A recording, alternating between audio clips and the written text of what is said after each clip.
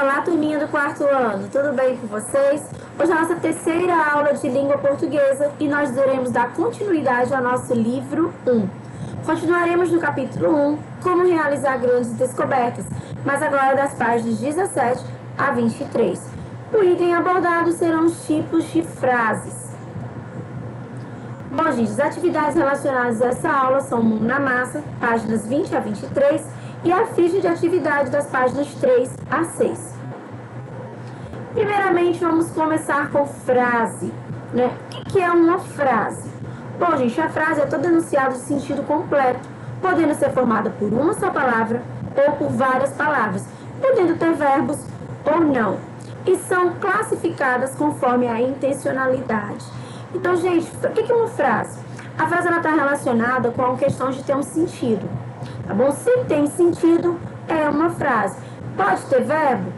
Não é necessário. Há frases que não têm verbos. Por exemplo, bom dia é uma frase. Por quê? Porque quando eu falo bom dia para vocês, vocês entendem a minha mensagem. E por isso é considerado uma frase. Existem frases extensas, né? Existem frases curtas. A questão da frase está relacionada sempre com o sentido.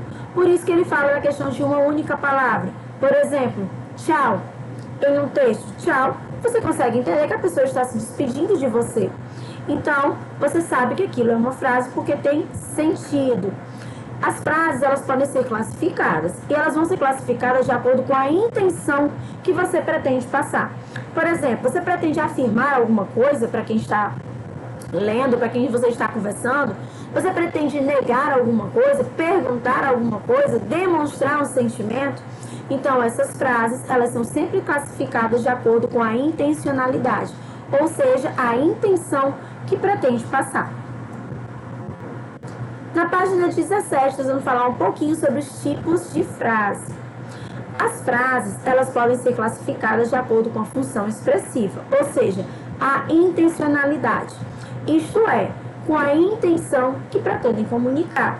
Então, todo tipo de frase, ele tem aquele tipo, aquela classificação, de acordo com a intenção que você pretende passar. Agora nós vamos ver alguns tipos de frase.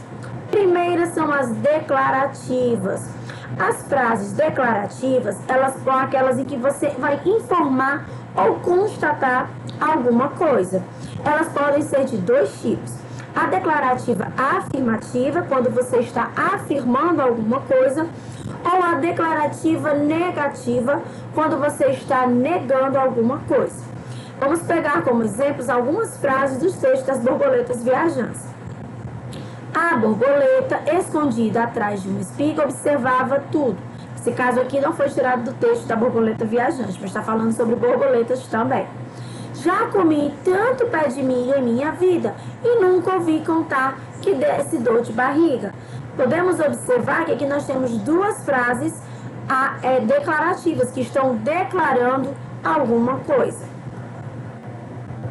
B, exclamativa. São aquelas em que expressam emoções, sentimentos ou pontos de vista. As frases exclamativas sempre vão terminar com um ponto de exclamação. Cuidado para não confundir o de exclamação com o de interrogação. O de exclamação é aquele que tem um tracinho e uma bolinha. Já o de interrogação é aquele que é mais arredondado. Olha só os nossos exemplos. Estou arruinado. Que ótimo! Você pode perceber a presença do ponto de exclamação ao final de cada uma delas. Interrogativas são as que contêm uma pergunta. Podem ou não vir com ponto de interrogação no final dessa frase. Por que, senhora? Fiquei sabendo que sou amigo de todos. Ouviu? Fique sabendo, né? Fique sabendo que sou amigo de todos. Ouviu? Você pode perceber que essas aqui, elas possuem pontos de interrogação. Mas coloquem na cabeça de vocês que frases interrogativas são as que contêm perguntas. E aí nós vamos para a nossa curiosidade da página 18 para saber mais. Nem toda frase interrogativa termina com ponto de interrogação. Nós temos as interrogativas indiretas. Sabe aquela coisa que quando você quer fazer uma pergunta, mas você não pergunta diretamente? Por exemplo, quantos anos você tem? Tem muita mulher que se sente ofendida quando se pergunta a idade. E aí você não quer ser direto, você quer ser mais indireto. Eu gostaria de saber a sua idade. Né? Você não está perguntando diretamente, você está perguntando indiretamente. E essas perguntas indiretas, elas não terminam com um ponto de interrogação. Então, muito cuidado. Nem toda frase interrogativa termina com ponto de interrogação. Olha aqui o exemplo. Gostaria de saber se você ouviu quando eu disse que sou amigo de todos. Percebeu que aqui ele gostaria de saber. É uma pergunta, mas uma pergunta de uma maneira indireta. Item D, aqui mais um tipo de frase. Imperativa. Imperativa tem a ver com o quê? Com imperar, dar ordem ou fazer algum pedido. Exemplos. Silêncio. Está pedindo que faça um silêncio. Pare em frente à loja. Vá direto para casa. Algumas frases imperativas, elas terminam com ponto de exclamação. E outras podem terminar com um ponto final. Então, muita atenção.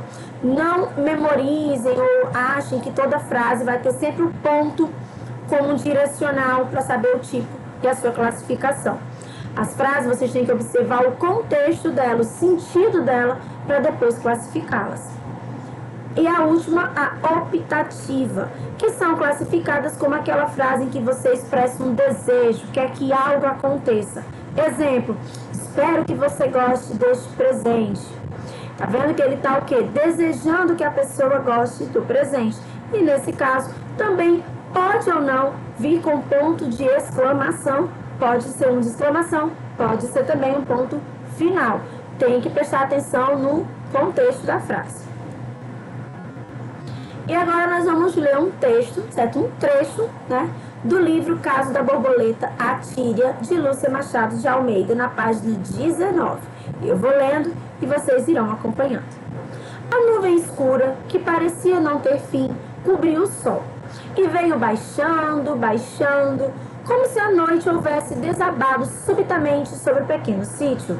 Que desgraça! Estou arruinado! Exclamava angustiado o pobre agricultor, correndo de um lado para o outro. Um enorme gafanhoto de cabeça preta, que parecia ser o chefe, foi o primeiro a chegar, pousando no pé de milho onde se achava a tíria. A borboleta, escondida atrás de uma espiga, observava tudo. Um minuto depois, aqueles milhões e milhões de insetos já se achavam instalados no milharal, que ficou inteiramente coberto por um manto escuro e movediço. Ao saque, ordenou o gafanhoto-chefe. Os terríveis acrídeos, entre gritos de alegria e voracidade, deram início ao banquete. Súbito, a tíria teve uma ideia, que pôs em prática imediatamente. Bom dia, simpático, disse ela, exibindo o mais gracioso de seus sorrisos e aproximando-se do gafanhoto de cabeça preta. O inseto, que era muito namorador, ficou logo todo derretido e disse: perdoe-me não a ter cumprimentado antes. Sabe que é muito bonitinha, mas muito, muito mesmo. Obrigada, tornou a tíria, sempre sorrindo. O gafanhoto continuava a observá-la, de olhos semicerrados, mastigando folhas com esganamento. Reparou que patinhas bem feitas ela tem? Sussurrou ele ao ouvido de seu ajudante. Senhor gafanhoto, continuou a tíria, sei que não tenho nada com isso. Desejo avisá-lo de uma coisa, entretanto. Não coma esses pés de milho, nem deixe ninguém comer. Por que, Teteia? Porque dá uma dor de barriga horrível na gente. Sei de um grilo que até morreu de tanta cólica. Que horror! Exclamou ele apavorado. Se é assim, vou dar ordem para acabar com a festa imediatamente. Ali adiante há uma plantação de ótimo trigo, disse a tíria. Tem cada espiga, tem ranzinza que dá gosto comer. Vale a pena ir lá. O gafanhoto, de cabeça preta, hesitou um pouco, meio desconfiado. Que coisa estranha, disse ele. Já comi tanto pé de milho em minha vida e nunca ouvi contar que desse dor de barriga. É que esta terra contém um minério chamado rutênio, e toda planta nascida aqui se torna indigesta para nós insetos. Rutênio? Que nome esquisito, disse ele, pensativamente. A Tíria, que inventaram o nome naquela horinha, ficou com vontade de rir. Mas continuou bem séria. Gafanhoto não teve mais dúvidas e decidiu que seu exército levantaria voo imediatamente. Belezinha, se eu ficasse aqui, iria namorá-la, disse ele, aproximando-se procurando dar um beijo na borboleta. Atrevido, fique sabendo que não sou brinquedo de ninguém, ouviu? Protestou ela, levantando a patinha e pegando um bom tapa na cara do gafanhoto. Este, mais que depressa, levantou o voo, ordenando: para frente! Então, aqueles milhões de insetos se ergueram e, sacudindo as asas, rumaram para o lugar indicado. Muito tempo se passou até que a nuvem negra acabasse de atravessar o céu. 1 hora depois, ainda se ouvia o ruído surdo e impressionante dos insetos, que se afastavam cada vez mais. Perplexo, o lavrador olhava para os seus pés de milho quase intactos. Não podia compreender por que razão os gafanhotos se haviam retirado sem devorar até a última folha, como sempre fazia. Louvado seja Deus! Exclamou ele. A Tíria sorriu, satisfeita. Bom, gente, agora nós vamos fazer algumas atividades relacionadas ao texto do caso da borboleta Tíria. Primeira questão da página 20, mão na massa. Que insetos fazem parte da narrativa?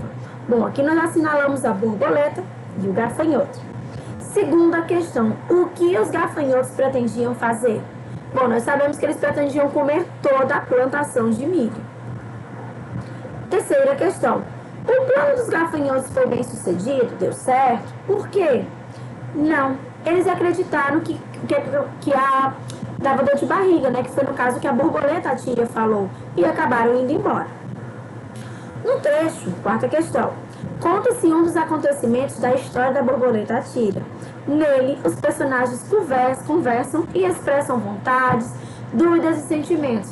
Releia o texto e encontre A. Uma frase que expresse uma dúvida. Que coisa estranha. Eu tenho. Que nome esquisito.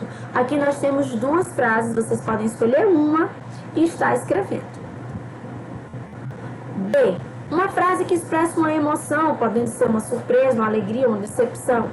Nós temos aqui algumas opções. Que desgraça. Estou arruinado. Atrevido. C. Uma frase que expressa uma ordem. Nós temos duas opções aqui. Ao saque, para frente.